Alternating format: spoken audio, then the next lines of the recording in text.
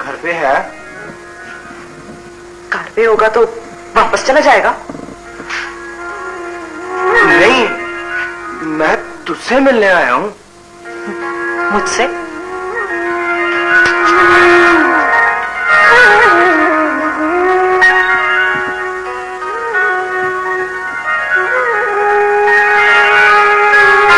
यहाँ बैठ जाऊं?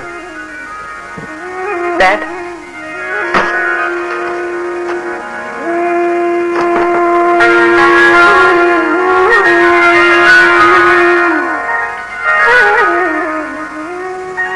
तेरी शहर वाली चली गई?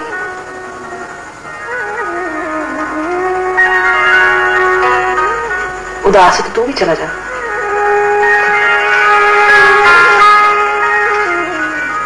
कुछ खाएगा? नहीं, पानी पीऊंगा।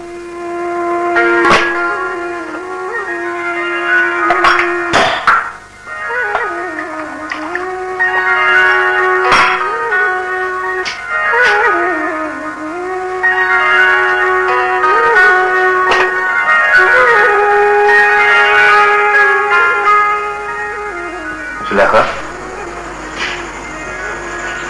तू मेरी क्या लगती है?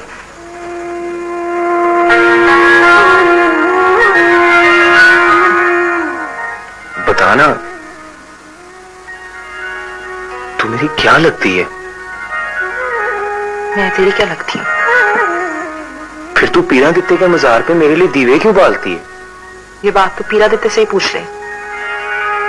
चली, पीरा दित्ते से कैसे पूछ लूं?